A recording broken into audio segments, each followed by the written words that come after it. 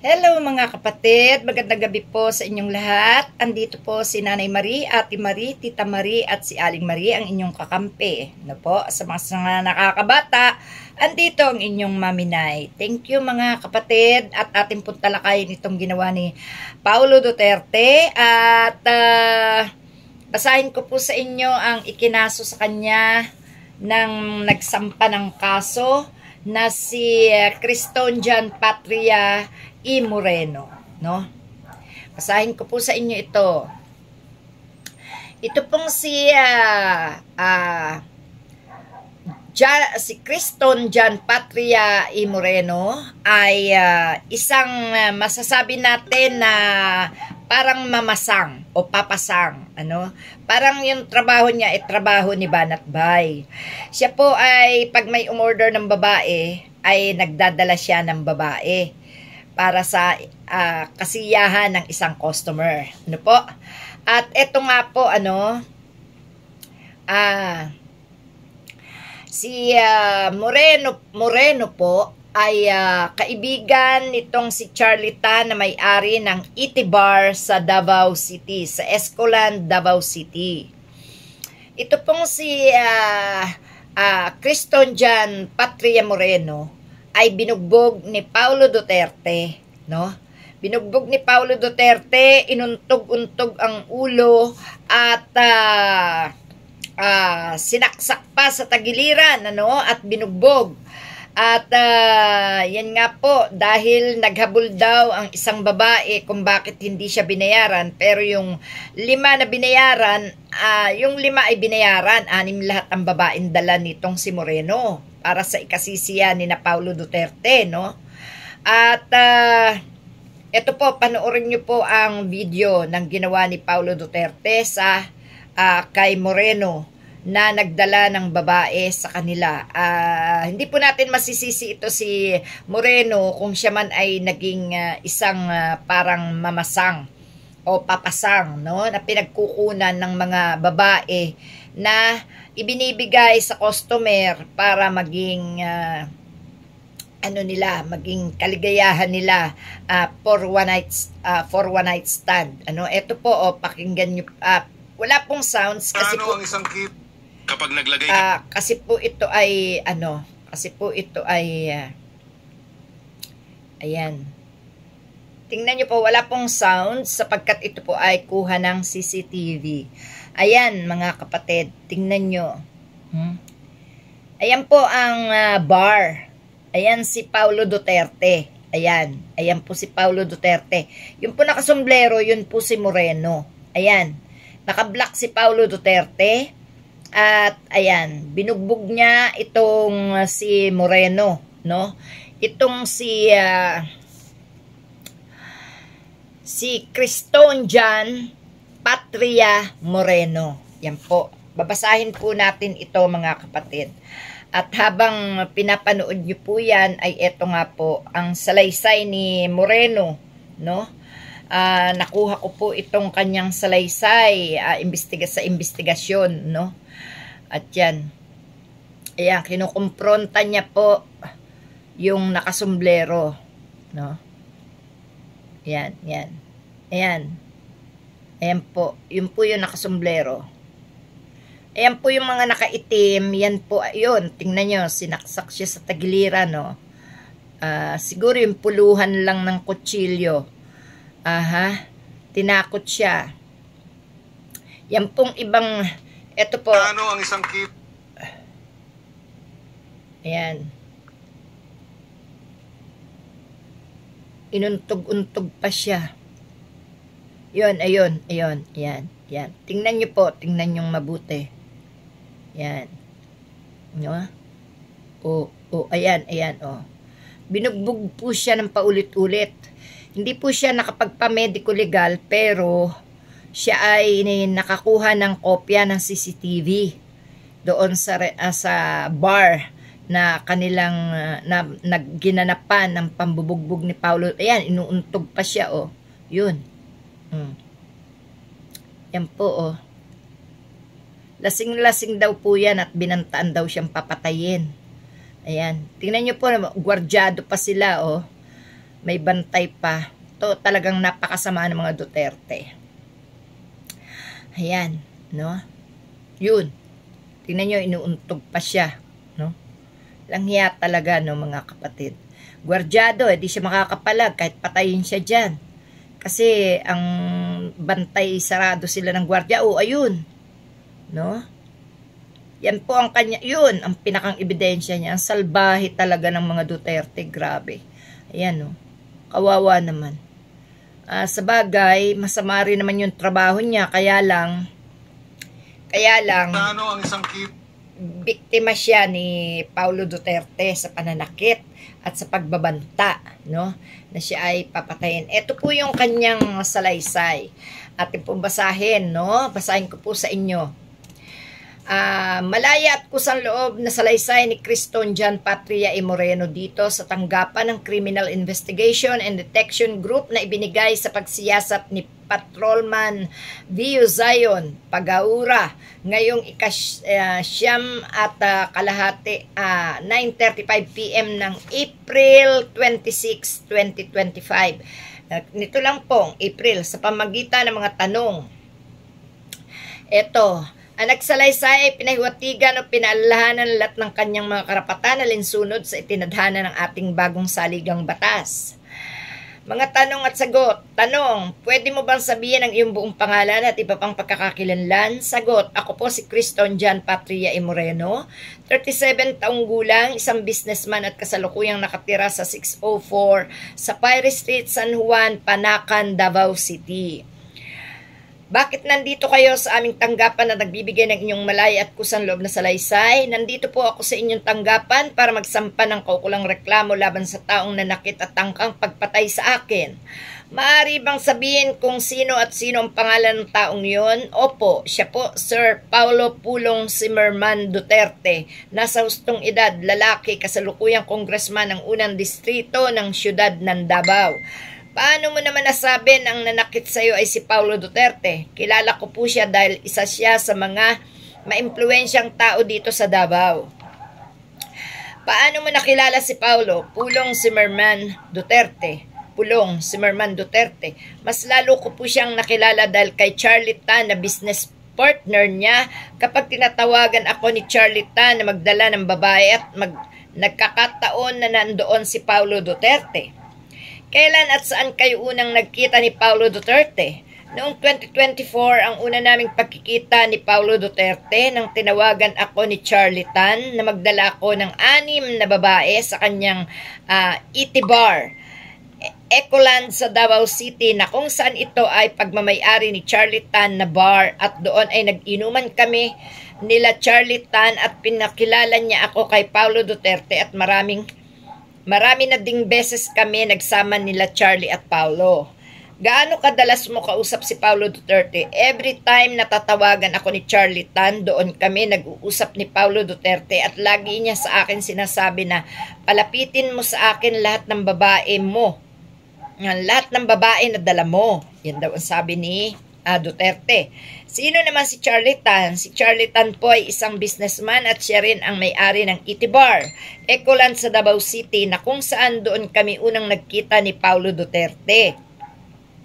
Kailan at saan kayo unang nagkita ni Charlie Tan?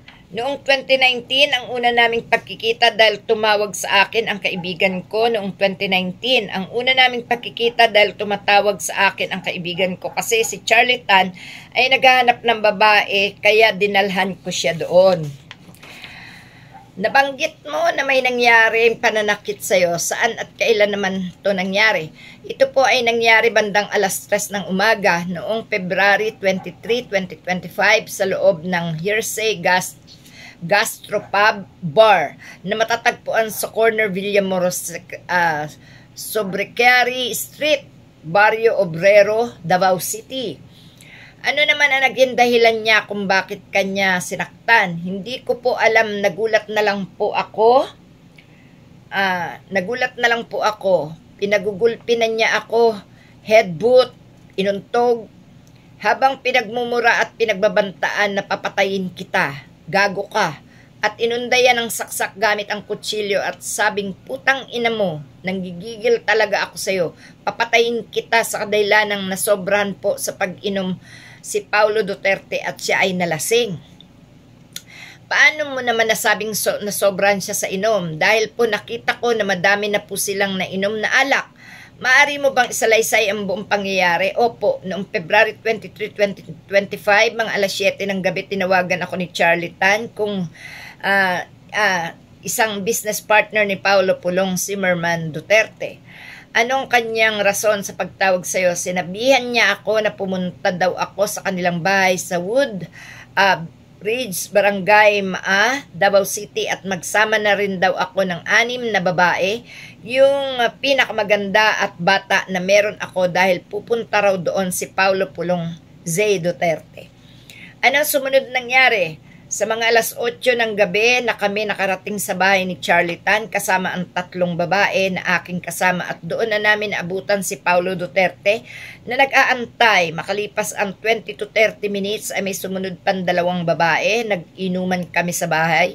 Ako yung 5 babae na kasama ko, si Paulo Duterte at isa niyang tauhan, si Charlie Tan at ibang Chinese national na tingin ko ay kanilang kaibigan. Inabot na kami ng alas 12 ng hating gabi ng Pebrero 23, 2025 at ako ay kinausap ni Charlie Tan. Sinabihan niya ako na samahan ko muna si Paulo Duterte na mag-bar sa Hearsay Bar at hindi na siya makasama sa kadahilanang magsusundo pa siya ng kanyang anak. Maya't maya ay nilalapitan na rin ako ni Paulo Duterte at sinabi na samahan ko muna daw siyang mag-bar sa may obrero at binigyan niya ako ng 18,000 bilang tip. Tapos binigyan niya yung kulang. Binigyan niya rin ang 2 sa aking kasamahang babae na tig 5,000 at sinabi niya na yung kulang ay ibibigay niya pagtapos namin mag-bar. Tig 13,000 bawat isa ang ibibigay niya sa mga babae na kasama ko. Matapos ang 20 to 30 minutes ay umalis na kami papuntang Hearsay Bar. Inabot na kami ng alas 2 ng umaga nang tinawagan niya ako at sinabing bigyan ko daw ang kanyang mga bodyguards ng 3 babae at doon ay nabigyan ko ang 2 bodyguard at isang driver. Makalipas ang 1 oras ay bumalik na sila sa bar at nagtanong si Paulo Duterte kung ilang bodyguard ang sumama kasama ng mga babae. Nalaman niya na may isang bodyguard niya ang hindi nakasamang lumabas. Sa galit niya ay sinabi niya na buti pa yung driver nakaisa sa mga babae. Yung bodyguard niya mismo hindi nakakuha ng babae. Matapos nun ay binayaran niya ang 3 babae, ngunit ang pang-4 na babae na hindi naman nailabas ay binigyan niya ng 1,000 lamang. Nagtanong ang babae kung bakit ganun. Lamang ang bigay sa kanya at doon na nagalit si Paulo Duterte. Dahil sa lamang ang bigay sa kanya at dahil sa galit at kalasingan ni Paulo Duterte ay ako ang nakita niyang pagbuhusan ng galit mula 2nd floor ng bar na aming pinestuhan ay minura-mura niya ako at tinutulak pababa ng hagdan. Sinubukan ko po umalis ng bar ngunit hinarangan ako ng mga bodyguard ni Paulo Duterte sa 1st floor at sinabihan na isarado ang pintuan. Inundayan niya ako ng saksak gamit ang kutsilyo sa aking tagiliran at doon ay pinagmumuran niya ako ulit. Parang babantaan na papatayin. Pinagbantaan na papatayin kita. Ayan. At hinedbut niya ako sa ulo ng maraming beses at ako ay humihingi ng sa kanya ng patawad kung ano man ang nagawa kong mali sa kanya. Ngunit patuloy pa rin siya na hinedbut ang aking ulo at inuundayan niya ulit ako ng kutsilyo at nang makita ng bodyguard niya na may CCTV ay agad pinapatay niya ang CCTV ng lugar at doon na ako na corner. Halos 2 oras niya akong sinaktan sa loob ng bar. Suntok, sampal, tadyak ang aking inabot kay Paulo Duterte dahil sa galit niya sa akin. Mga pasado alas 5 na ng umaga, inabutan niya ako nang inabutan niya ako ng pera 1,000 kada suntok, sampal o sipa. Matapos ang nangyari ay umalis na siya ng bar at bumalik sa may Woodridge para doon makipag-sex sa isa. Kinuha niyang babae sa akin. Nalaman ko ito dahil nagsabi siya na ako ang magbabayad ng pera sa nakasex niyang babae at kung di ko raw bayaran ang babae ay ako raw ang kanyang papatayin at hahantingin. Noong nasaktan ka ni Paulo Duterte, ikaw ba ay sumangguni sa kahit saan mang ospital upang mabigyan ng medical certificate para gamitin ilaban sa kanya? Wala po, hindi ko na po inisip na magpa-medical dahil sa sobrang takot na baka po ako ay balikan niya at sigurado ako na pag nalaman niya na gumagawa ako ng legal na hakbang para kasuhan siya ay alam kong may masamang mangyayari sa akin at pati na din sa aking pamilya. Bakit mo nasabi na siguradong may mangyayari sa iyong masama at sa inyong pamilya kung gagawa ka ng hakbang na legal laban sa kanya? Dahil po maimpluwensya ang kanilang pamilya doon sa Davao City, kaya po hindi na po ako gumawa ng aksyon para kalabanin siya. Kung ganon, anong ebidensya ang meron ka upang mapatunayan mo sa investigasyon na ito na ikaw ay tunay na sinaktan ni Pulong? Alam ko po na habang sinasaktan niya ako at hini-headbutt at inuundayan ng kutsilyo ay may mga CCTV po doon sa Hearsay Bar. Paano mo naman mapapatunayan na may mga CCTV talaga doon sa Hearsay Bar? Kaya ko po patunayan na may mga CCTV ang Hearsay Bar dahil madalas po ako magpunta sa bar. Bago po tayo magpatuloy, nais ko din ipaalam sa iyo itong gagawin mong salaysay ay magiging public record o maaaring basihan o ebidensya laban o pabor sa iyo kung sakaling may paglilitis sa ating hukuman. Ito ba ay naintindihan mo? Opo. Pansamantala ay wala muna akong nais na itanong sa iyo. Meron ka pa bang nais idagdag, tanggalin o palitan sa iyong salaysay?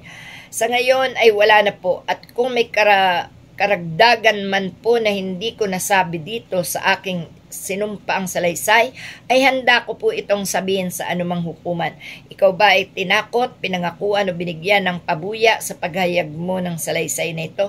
Hindi po. Lalagdaan mo rin ba ito bilang patunay na lahat ng iyong sinabi ay pawang katotohanan lamang? Opo. Yan po ang pagwawakas ng salaysay ni Moreno.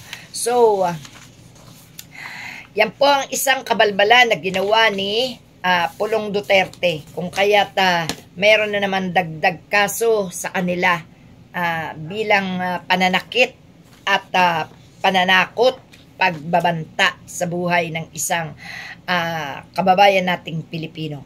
Yan po muna mga kapatid ang aking masasabi at sana po ay maaksyonan ito, ang ginawang ito ni Paulo Duterte. Ganito pala talaga ang buhay ng mayaman,